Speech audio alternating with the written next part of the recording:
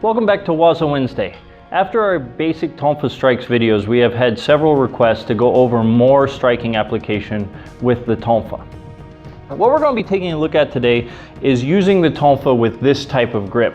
That's one thing that's nice about the weapon, is you can hit with it this way, you can hit with it extended out, you can even punch with it extended out, or you can hit with it this way as well with this type of grip. And not only is this going to be a powerful strike similar to like swinging a hammer, but you can also hook with it as well, and then you can even get into opposing forces strikes similar to what we did with the hands in the opposing forces video.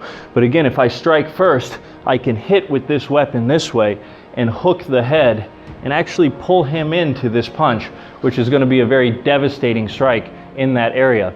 If he had weapons or even just his hands up, you can strike the hand and hook one out of the way to get a more direct strike with your other weapon. And again, controlling his hand, controlling the weapon for your next attack. So now let's take a look at this if he has a weapon. So he swings some sort of a weapon at me, I can cover first, hooking, striking with a variety of different strikes. So as he strikes, I can block, and now I can hook this away, allowing me to strike.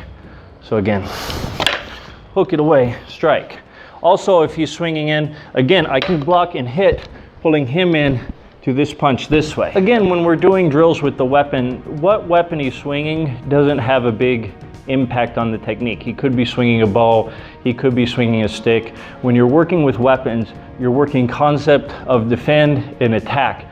You can't get caught up on the techniques only work against a bow or only work against a stick. They can work against a variety of weapons. On this one, this is one of my personal favorites. As he swings high, I'm gonna block and hit low. This is a hit to the shin. So I'm not just hooking, there's actually impact here first, which is gonna make his leg easier to move, especially as I hit this nerve on the inside of the leg. From here, I'm gonna hook this forward and attack the hip, same time this way, to control him to the ground. Let's take a look at this from the other side. So again, as he swings high, I'm gonna block and strike, same time. This hooks and pulls, this pushes on the hip. And again, this is an impact first to loosen that up. This is pushing on the hip and pulling.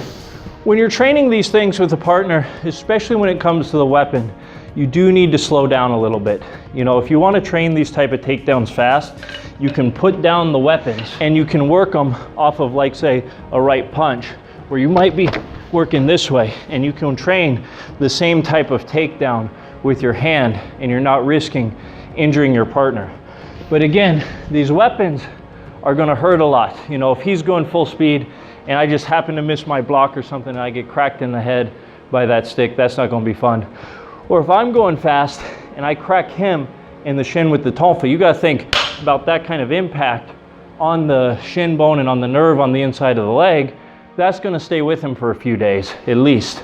And so we want to make sure in training that we're safe. So it's much better, especially when you're starting out, to block, drop down slow, so that you can really get that strike and hook and push all one motion. So you're right here. Important when you push on the hip to drive your body forward. Don't try to do it staying in one place, because the arm's not going to have enough strength. You need to drive your body forward to get the leverage for the takedown.